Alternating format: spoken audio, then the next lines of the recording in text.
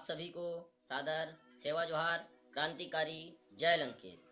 मैं अधर्मी अनार्य डॉक्टर जे लिंगो, लिंगो टीवी में आपका सादर सेवा जोहार जोहार जोहार। आज हम चर्चा करेंगे हमारे इस गुणवाना भूखंड में प्रथम कृषि वैज्ञानिक। आज कृषि की इतना हमारा भारत देश कृषि का प्रधान देश कहा जाता है, कृषि देश कहा जाता है।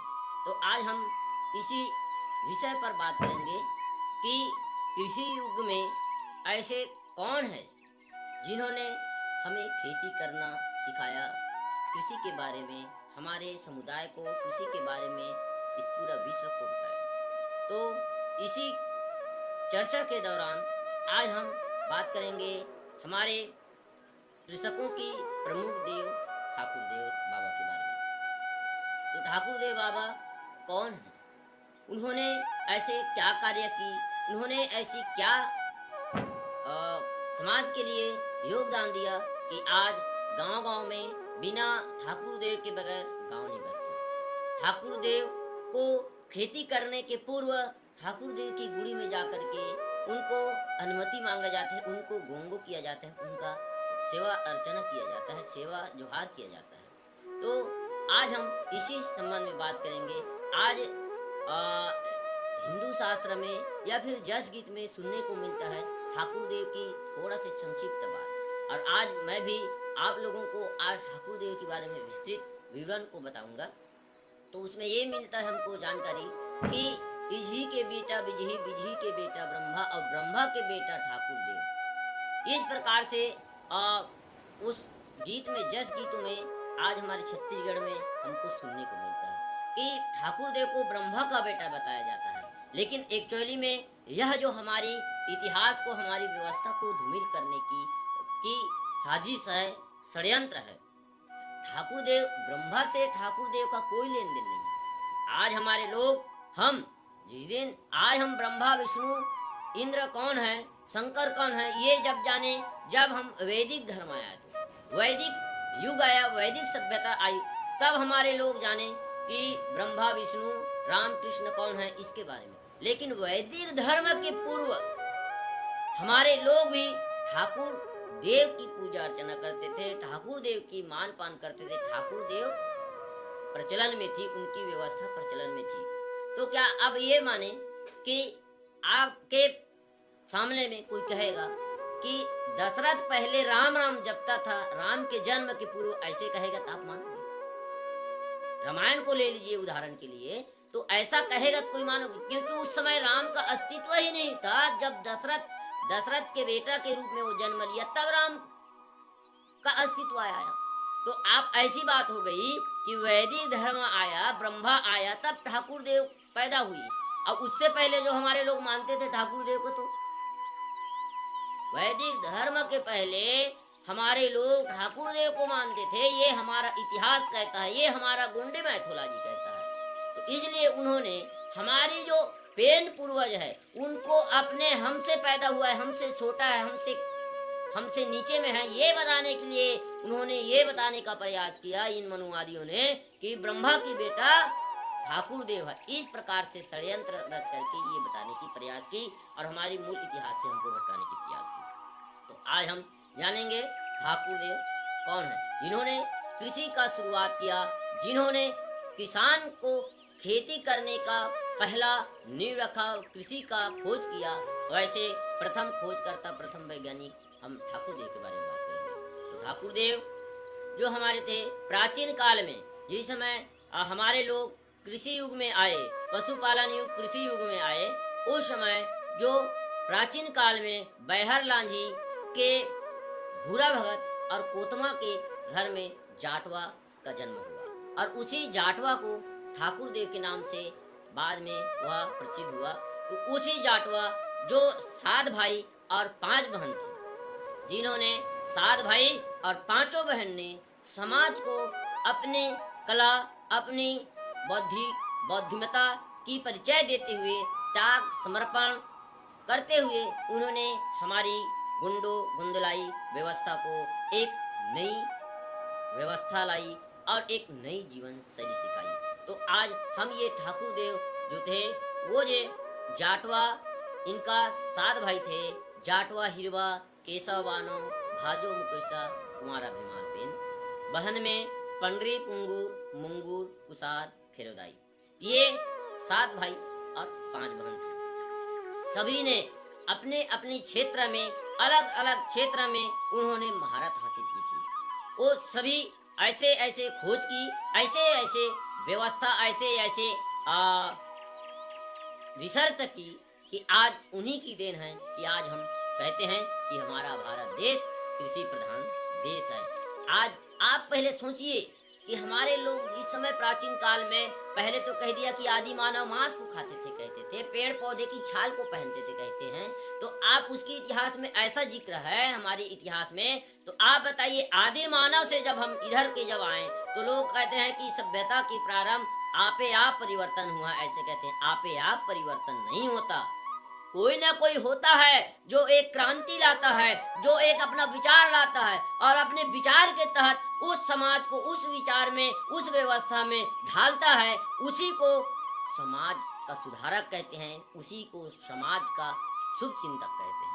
तो आज वैसी हमारे जो ठाकुर देव हुए, जिन्होंने हमारे लोगों को खेती करके, बीज बो करके, फसल उगा करके उपार्जन करने की व्यवस्था को बनाई। तो खेती 3 प्रकार से किया जाता है।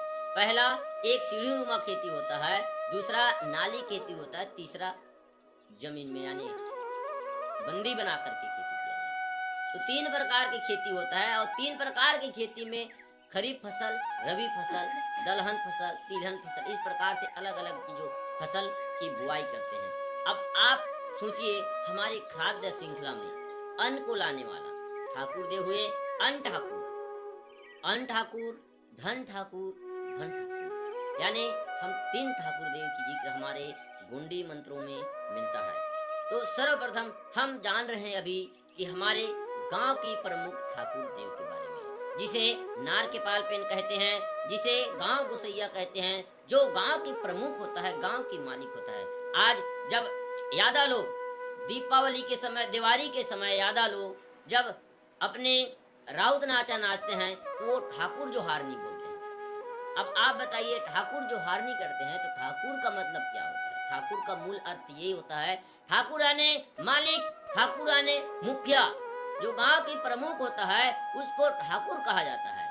ठाकुर एक पदवी है, वो कोई विशेष व्यक्ति विशेष का नाम नहीं है। और उसी ठाकुर में प्रथम ठाकुर देव हुए जिसे जाटवा कहा जाता है। वो जाटवा प्रथम ठाकुर देव हुआ जिन्होंने हमारे लोगों को अपने 7 भाई और 5 बहन के साथ गांव बसाना सिखाया, गांव में कृषि करना सिखाया, कृषि करके ताल तलैया बनाया सिखाई। सबके अलग अलग महारत हासिल थी। इन सभी ने अलग अलग विषय में खोज करके, अलग अलग विषय में रिसर्च करके हमारे समाज को एक व्यवस्था दी, जिस व्यवस्था को आज हम कहते हैं सिंधु सभ्यता की व्यवस्था, जिस व्यवस्था को क्या हम आज कहते हैं सभ्य व्यवस्था। तो इस व्यवस्था की जनक ठाकुर देव थे।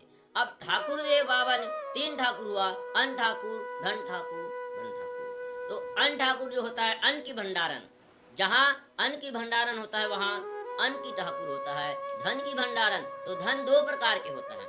अन्न तो अन्न कुंवारी, धन कुंवारी, यानी अन्न जो एक कहे जाए तो खाने का भोजन जिसको कहते हैं हम, तो अन्न जो है कोदो, कुटकी, धान, सांवा, चिचमी, जिस प्रकार से उस समय हम भोजन के रूप में, खाद्य श्रृंखला के रूप में उपयोग करते हैं अपने जीवन में, उसको हम कहे जाए तो हमारा अन्न है। दूसरा धन, तो धन 2 प्रकार के होता है। धन 2 प्रकार के होता है। एक आज भी आप हिंदी में पढ़ेंगे, संपत्ति 2 प्रकार के होता है, चल और अचल संपत्ति। तो 2 प्रकार की संपत्ति होता है। तो धन 2 प्रकार के होता है, एक मुद्रा वाली धन, पैसा जो है वो धन, और दूसरा धन अन्न, दूसरा धन जो है पशुधन। उस समय प्राचीन काल में वस्तु विनिमय का व्यवस्था थी, वस्तु विनिमय का जो परंपरा थी, और उस वस्तु विनिमय उस समय मुद्राएं का वो नहीं हुआ था। पहले सर्वप्रथम मुद्राएं कौड़ी वगैरह हुए, कौड़ी के बाद तांबा का, कांस का, इस प्रकार से सिक्का बनना शुरू हुआ। लेकिन सबसे पहले वस्तु विनिमय की व्यवस्था थी। तो वस्तु विनिमय की व्यवस्था यानी धान के बदला आपको साग सब्जी मिलेगा, धान के बदला आपको जो भी मिलेगा, इस प्रकार से जो भी आपके पास है तो अदला बदली यानी वस्तु विनिमय का समय था। तो वस्तु विनिमय के समय दो प्रकार से धन थे, एक पशुधन और एक अन्न। तो इस प्रकार से धन दो प्रकार के होते हैं। धन यानी भंडारण ठाकुर, धन जो जो जिसमें होता है, कोठा में भी ठाकुर देव होता है, कोठी में ठाकुर देव होता है, कोठार में भी ठाकुर देव होता है, गांव का मुखिया ठाकुर देव भी होता है, और जहाँ खलिहान होता है, खेत होता है, वहाँ भी ठाकुर देव। तो अलग अलग ठाकुर देव अलग अलग जगह में अलग अलग मान पान लेते हैं। इस प्रकार से हमारी ठाकुर देव वह जिन्होंने प्रथम ठाकुर देव हुए वह जाटवा पेन है, जो बैहर लांजी में बुढ़ा भगत और कोतमा दाई के घर में जन्म लिया, और इन्हीं ने हमारी समाज को एक व्यवस्था बनाई। हमारी समाज में एक कुटुंब के रूप में, गांव के रूप में बस्ती बसा करके जीने की व्यवस्था को लाई। आज जब हम गांव बसते हैं, हमारा गांव बसता है, तो आज की वर्तमान समय में हमको सुविधा के लिए हमको मूलभूत सुविधा चाहिए। मूलभूत सुविधा में रोड, बिजली, पानी, मकान, ये सब की हमको सुविधा आज की मूलभूत सुविधा है। तो उस समय की मूलभूत सुविधा हमारे समुदाय को देने वाली थी। जैसे पहला, रोड को तो हम रास्ता ही बोलते हैं, रास्ता जिसको राह बोलते हैं, पैडागरी बोलते हैं। उस रास्ता में जो है हमारी राह बेदनी, जिसको राह बेदनी कहते हैं, और रास्ता में राह बेदनी, राह के जो खोज करने वाला। आप आज की लोग कहते हैं, इंजीनियरिंग पॉइंट लगाते हैं कि रोड को ऐसा ऐसा बनाया गया कि मेरे को ये बताइए आप, बिना पैडागरी के अगर कोई इंजीनियर है जो रास्ता बनाया हो, क्या खोज की है बताओ मेरे को। आज इंजीनियर आया, वो रोड पैडागरी पहले से बना होता है, उसको चौड़ीकरण कर देता है और कहता है कि इस इंजीनियर को, इस रोड को ये इंजीनियर ने बनाया। ये घर की जो व्यवस्था, इंजीनियरिंग पॉइंट जो लाने वाला कौन है? रोड व्यवस्था। घर में तीन प्रकार से होते हैं, आरी, बारी, दुआरी। इसमें घर तीन प्रकार के बनता है।